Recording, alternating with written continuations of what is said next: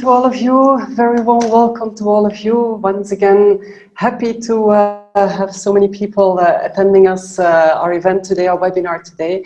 Already the fourth time in a row that we are inviting you for a lunch talk with one of the CEOs of our Dutch companies. And today I'm very happy and excited because we have again a very inspiring company today, but also a very fascinating company, a pure Dutch company, but we also have a very inspiring business leader today. And not only that, but I'm very happy as well that for once in our CEO talks, I can also introduce you to a woman. So I would like to welcome very much Patricia from Philips. Patricia Frossard, welcome, and you already joined us. Thank you, Peggy. Thank you all for attending this meeting today. It's a pleasure to be here. Well, happy to see you again. Now, Patricia, I see that bit by bit people are getting into our virtual meeting room.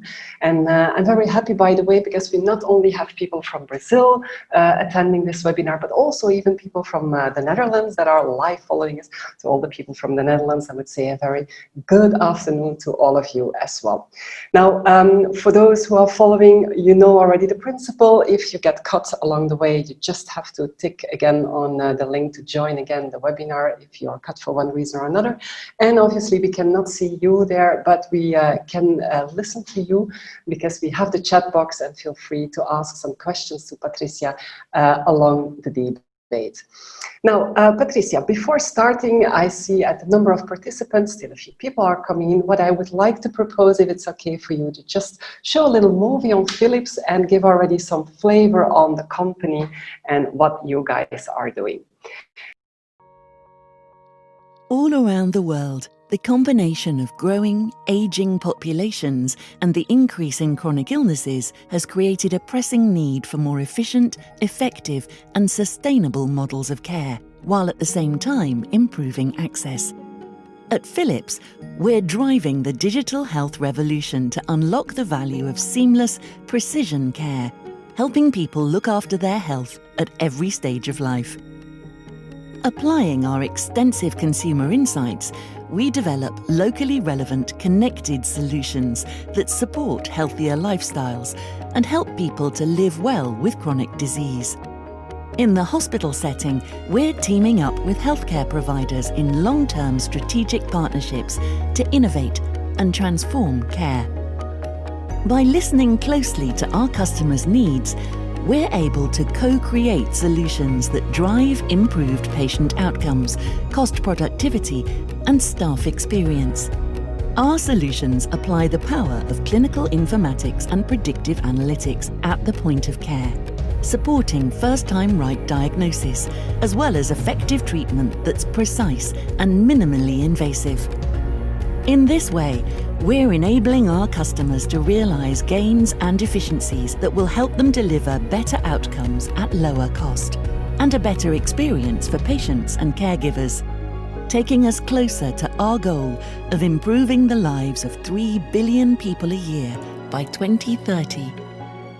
There's always a way to make life better. Innovation and you, Philips. Really nice video, I think, Patricia, to start with. But before talking about Philips, allow me first of all to put the most important question to the table. Who is Patricia Frossard? The important one and the most difficult one, because we are always prepared to talk about business, but to talk about ourselves is a little bit more difficult. But there is no big mystery. I'm married. I am 42 years old. This is a difficult part to say. I need to confess. And I have 2 nice kids, a girl, Gabriela, that is 16 years old, and a boy that is 8 years. It's Anthony, his name. I'm married. My husband is a doctor.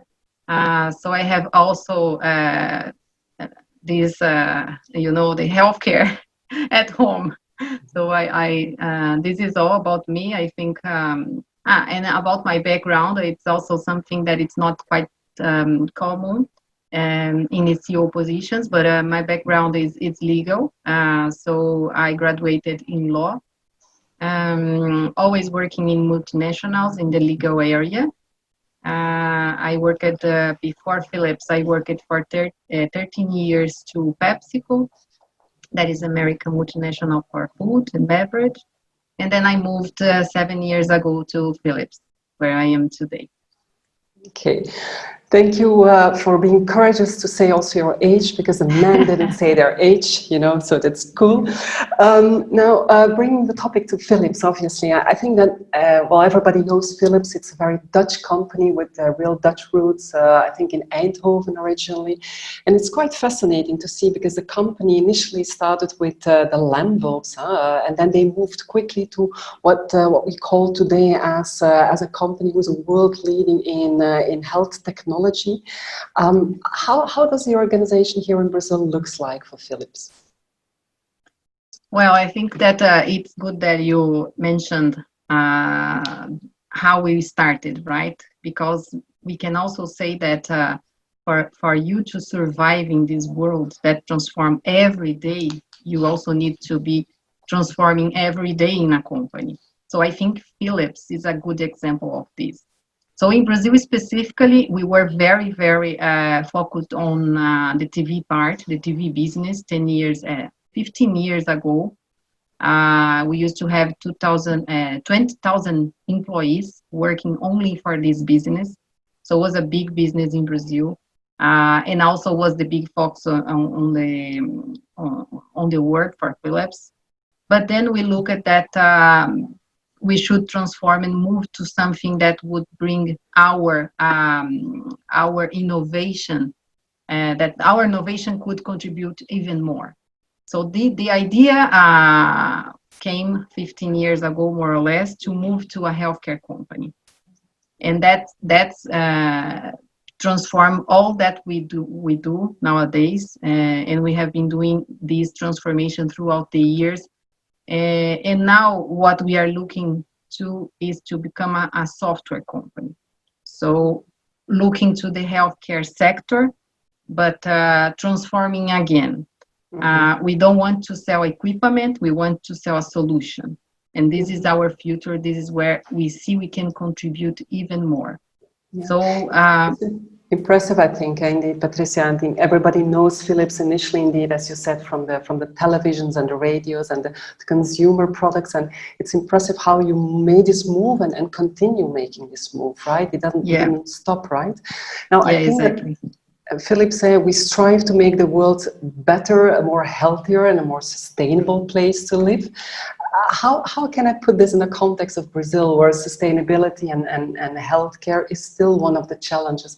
How do you see that in Brazil? How can you strive through these objectives? Yeah, I think that the healthcare is not. It's important to say that it's not only a problem in Brazil, and the transformation in healthcare sector it's happening around the world. Of course, this has been more in the spotlight now because of the pandemic. But we as a company that works in this sphere, we know that this is something that it's happening worldwide. And there is opportunity not only in Brazil, but worldwide. But specifically for Brazil and Latin, I think that now a lot of things open up. So for instance, we see that there is a lack of data. We don't have data to manage the population health. So this is something that now people are understanding that we need to really focus and develop and look to digitalization, to ways that we can collect data, because only with data in the healthcare sector, you can create programs and you can really focus where you need to focus on.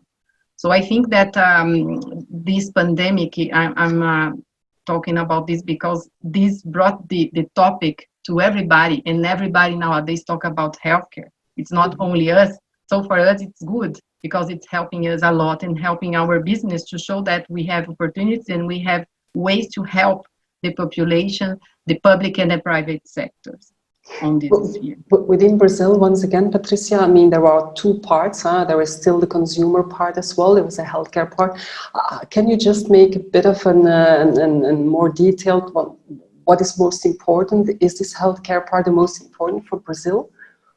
Both parts are important, and also the product that we sell direct to consumers, because the company in Brazil and worldwide, we have basically two divisions. One is the healthcare division, and the other one is the one that we call personal health. Personal health is the product that we sell directly to consumers.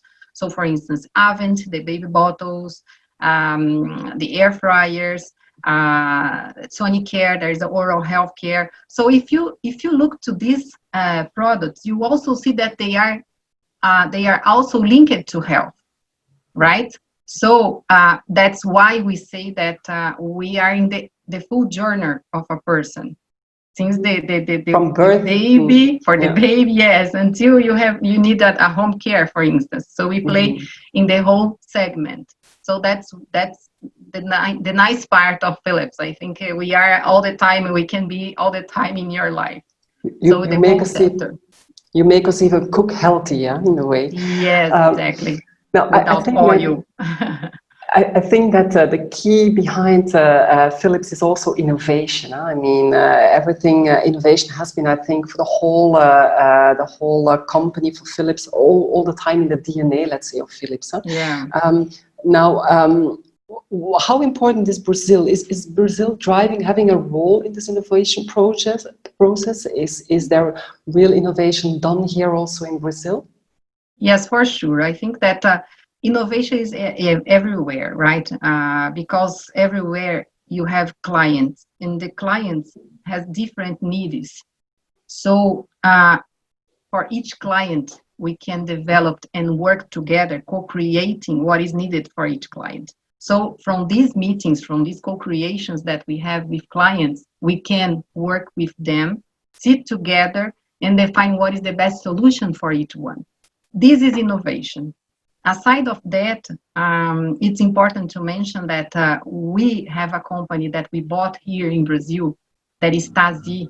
The product is Tazi. Tazi is a software for healthcare, for managing hospitals. So you can manage a whole hospital with this software. And this software we developed in Brazil, and now we are importing this innovation to the rest of the world. So it's super proud for us being a Brazilian, for me specifically being a Brazilian, to see that we are also exporting innovation and technology from Brazil.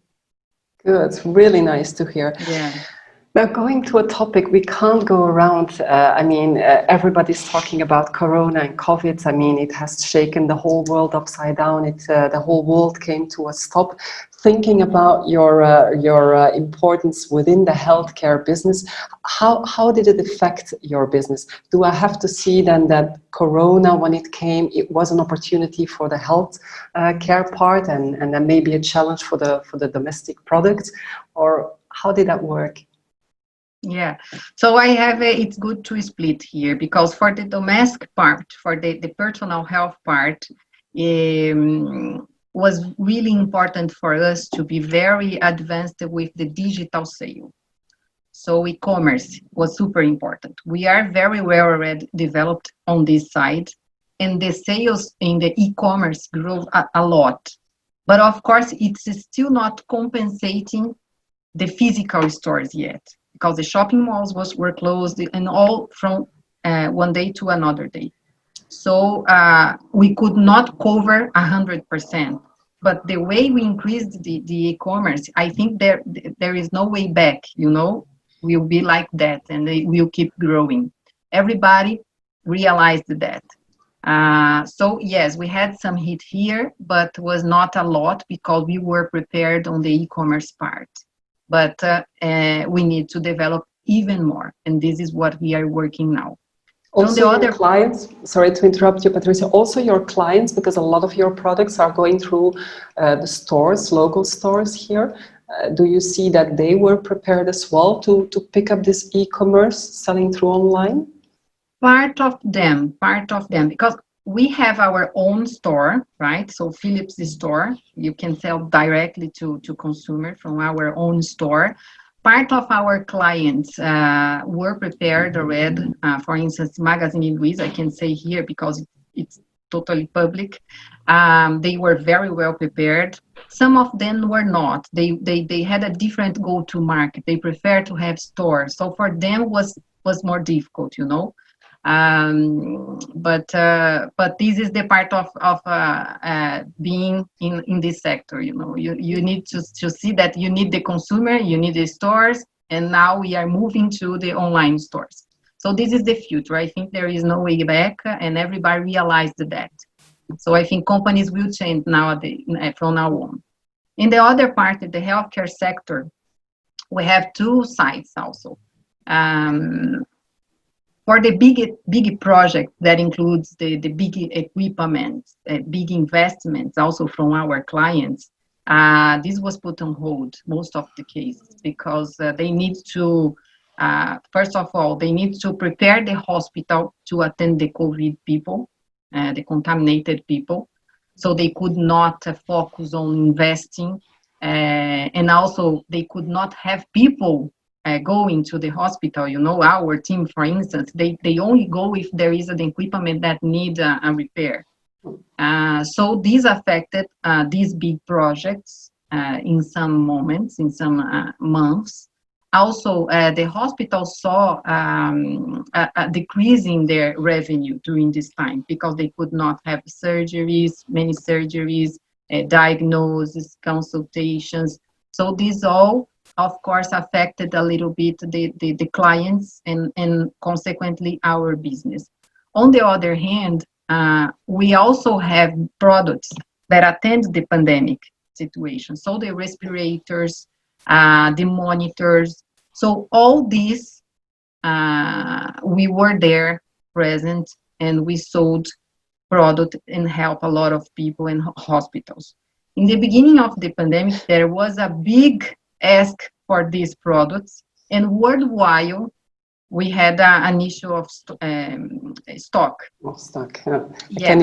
I can imagine indeed a huge pressure that you must have had on who is getting the ventilators, to whom will you supply, because basically the whole world was. How do you handle this then, Patricia? Yeah, I think Philips was very serious on this part because we really looked to where were the countries that were more affected, and then we directed the products. You know, we were not looking for where I can sell more or where I can have a better margin. No, we were really trying to help more as we can.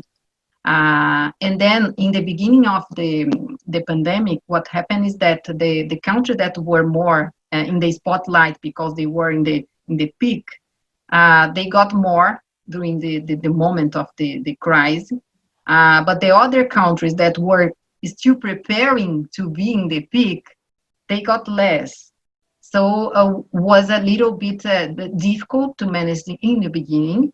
But in the end, everybody understood. So when I talked to the governor here or in other states, they understood that we are bringing this and we are going to prepare your hospital before the peaks here.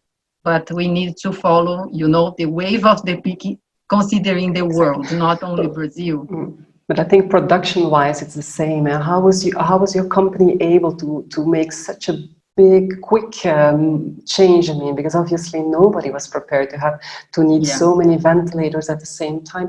I think it must have been a big challenge, no? No, we had to move and to stop some lines that were producing other kind of products and focus full on these, on the production of ventilators and monitors. We also developed in a very quick time a specific ventilator that is, the name is E30, that is exclusively for the pandemic. And this was one that we developed exclusively for the pandemic, and it was produced very quickly too, and we were able to provide this in a very short term. So was really something that we need to innovate and to produce in from one day to another. Speed. Do you think that, Patricia, the world is much more ready now for another pandemic? Because this might be, our new normal. Maybe we speak already the second wave, but there might be other pandemics coming up. Yeah. Do you think I that hope Philips not. is even more prepared for this? Yeah, we hope there is no more pandemic in our generation, right? Yeah. But I think we know now better how to be prepared. We are not prepared yet. As I was mentioning to you, we realized now that we don't have data. The hospital knows that they don't have data. The government knows that we don't have enough data. So they know that they need to be prepared with this. So now they are going to invest to have this information. Also, for instance, now we are starting telemedicine in Brazil. It was already under discussions, but the first bills of law was from 2007 and has never been approved until the pandemic, So there are things that the good legacy that we are having from this pandemic that I think we will be more prepared. But today we are not prepared. We are preparing and we see how to prepare. So the telemedicine that I was mentioning to you, now we see that people are afraid to go, are concerned to go to the hospital to have a consultation. They are not going, they are seeking at home. So now they realize that it's important to have the telemedicine option. And now they are preparing the hospitals to have this available. But it's not only the system, the software for telemedicine. Then you need to think about the infrastructure. What are the people that really has access in Brazil to the internet? It's only in São Paulo, it's in Northeast. So there are a lot to do to be prepared in terms of infrastructure, because the tools are there. We know that we have softwares for telemedicine, we have software to collecting data, but the implementation, it will take a little more. We're not there yet. We still have a long way to go, right? Yeah. But I think it's shaking. We know the what is pandemic now needed. shaking everybody. Yeah. Hey, Exactly. But besides of your industry, had to be prepared very quickly to manage all of these additional demand and new technologies. Of course, there is also something else you need to manage, because as a business leader, as a country manager, you're also responsible for the teams, right?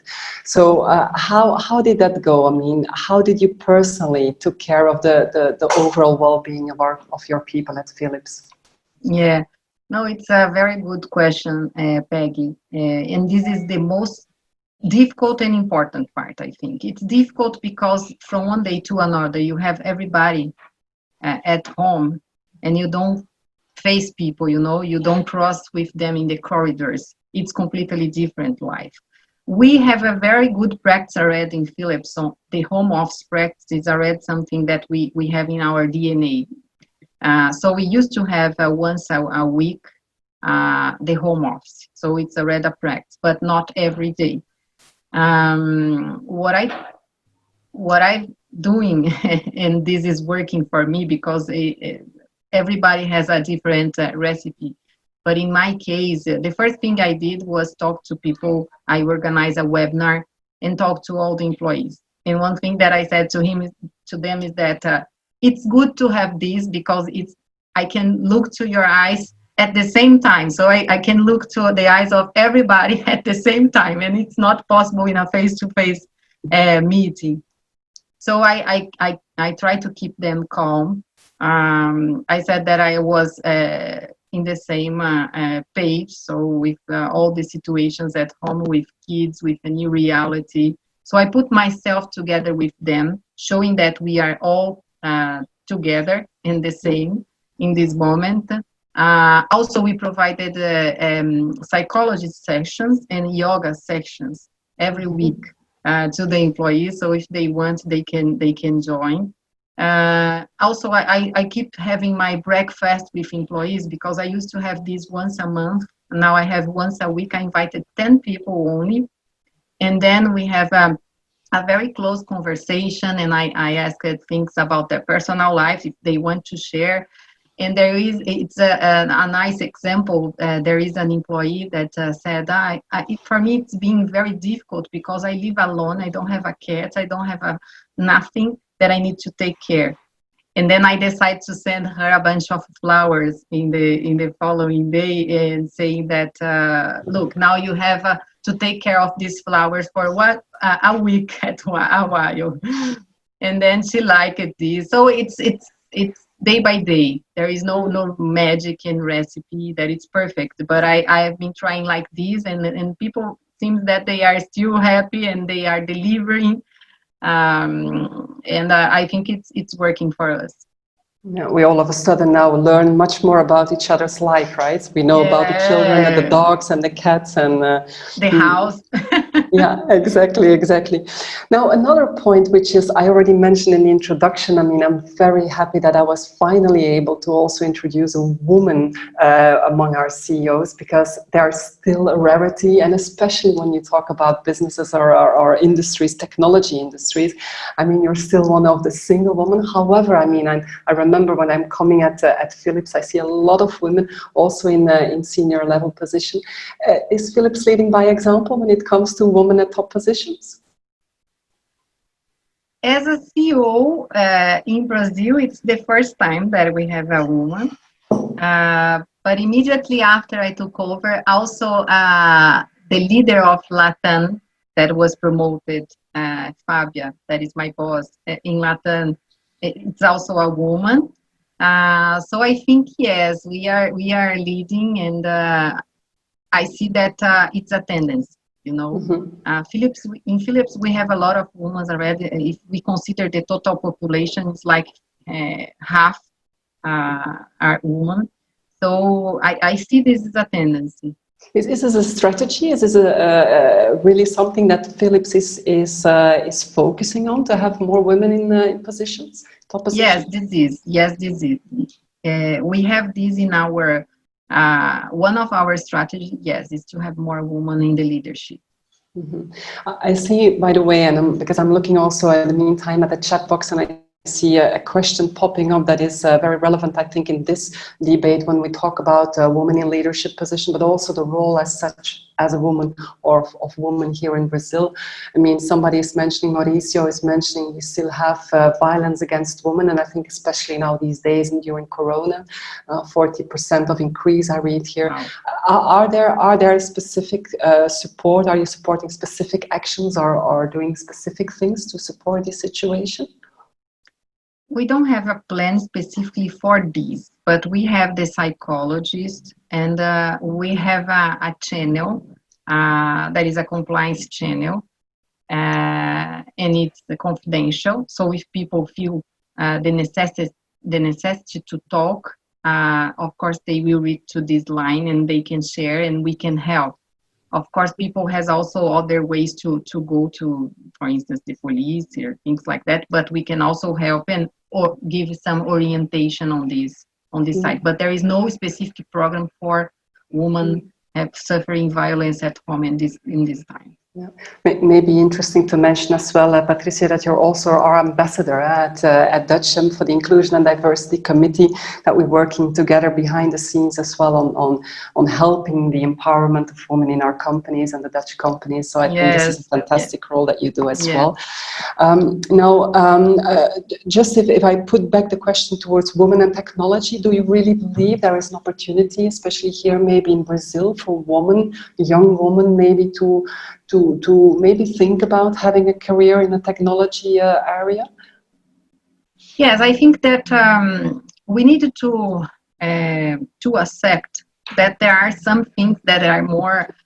For instance, if we look to legal department, it will be like 90% women.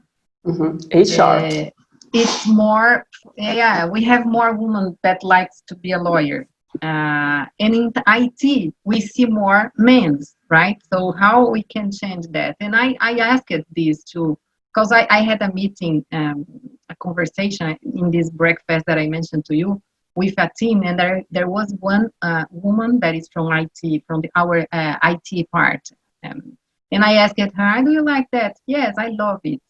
And I said, but how do you feel with a lot of men around, and she said, no, I'm talking all the time because the men are like, they are like they like to be inside the computer. It's like if you look a boy, they like a video game, and the woman doesn't like a video game, so they like to stay looking to the computer all the time. In my case, I stay all the time bothering them because I want to talk and I want to have conversations during the day. So we see that there are kind of the personality of the person is also linked to the professional you choose, right? But she loves the IT part. So I think this is something that I see that can change. But in our case, in the software part, we have much more women in the leadership, and the men are the processors.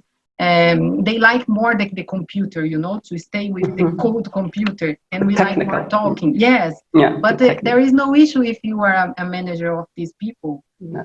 I have two. One is in IBM, that the CEO of IBM is a woman, and the CEO of SAP is a woman too. I have a meeting with them, and I think it's totally possible. So there are a lot of other examples as well, right, to show that there is a future and there is a possibility for women who are interested in this. I hope that we don't have this kind of discussions in 10 years, right? Because it will be so common that we will not need to talk about this and to raise these cases anymore. Will not be an exception. Yeah, we still have a long way to go, but still bit by bit. But as somebody in the chat box is also mentioning, I think the fact that you as a woman on this top position, I mean, it's adding for sure a female touch and a completely different approach, which is also kind, I think, to balance these, to have indeed more balanced teams within companies, right? Yeah, no, I heard in another day from a woman, because I offered a position to someone, a promotion. And the lady said, but I don't want to look like a man. And I said, you don't need to look like a man to be a leader, It's possible to not be like a man to be in a position. So it's, yes, there is still some things like that you heard, but I think it's even in a short time, it will change a lot. Yeah, but I still remember your story as well. When they offered you the position, Patricia, it was also in the first place like, how can I do this? Coping with my family as well. So this is, I think it's a big difference, because when you offer a position to a man, they immediately take it, and the woman go to home to sleep over and think around, and then come and say, yes, I think I can do that. Maybe we need to tend a little bit on this. We have to pay attention that we don't have a tsunami of chats now or reactions from our men listening to us. Bring discussion back for a second to Corona, because I'm also looking at the time. Probably the 1 billion question for the moment is, when will we go back to normal? But let me put it differently, because I know it's a difficult question. When will Philips go back to the office, and how do you prepare this? Yeah, we are in Brazil specifically. We are 100% prepared, and we are following the local rules. So the local rules allow us to have 50% occupancy in the office now. We allow people to go. We create like a shift, and we allow people to go. But considering 50% of the occupancy, we could have 100 employees per day in the office. But even if we allowed people to go, we said that it's optional. And we are having from 10 to 15 people per day. So people are still concerned, I think. And also there is another issue, that is the kids are at home. So if you have kids, it's impossible to go to the office. And we are very open to that. But we allow people, if they want to go to have a meeting, keeping the social distance that we need, 1.5 meters. So all this is prepared now. And then for September, August, September? No, it's from now already. From now already. Allowing people to go to the office. Okay. Keeping the limit. Okay. Hey, I'm picking another question, and then I'm going back a bit out of the corona, but I think it's an interesting one. Theo van der Loo, he posted us a nice question on how is Philips dealing with strong competition from Asian countries, Japan, China, and others, particularly because we know that in China we have a lot of copy of technology, very often at lower cost. How is Philips dealing with this? Yeah, what we try to do, and we are moving fast to that, is to deliver, not to deliver equipment, we deliver solutions. And in this, we can gain in the competition, you know. So we are not competing product by product. We are putting much more brain and co-creating with the clients. So we have the clients already. We have the product. The product can be, in some cases, the same that a competitor has, with some difference, of course. But what we bring more is the value on co-creating with the clients, and then we can together define what is the better for him. Mm-hmm. Okay, thank you, Theo, for that question. And I have another one that comes from him. Inclusion of Black professionals. We know that Theo has been doing a fantastic job towards the Black community. So I'm happy to put this question on the table as well. It's a difficult one, but how is Philips dealing with that? How to support the Black community in Brazil? Yeah. It's something that is in my agenda, for sure. And I see this is very difficult because when we look to the company, and I'm not talking about only my company, no, I'm talking about all the companies, and the number of Black people we have, the percentage of Black people we have in Brazil, we are not there yet. So we have a long way to go here. It's in my agenda. And I have also this as a target for me. So I want to include more this population. I have been discussing a lot in many different groups, also having some partnership with communities and universities to bring these people into Philips. Also, something that I think is very nice to add is that I also created a program for elderly people. I can tell this, it's plus 55. So it's a very nice one.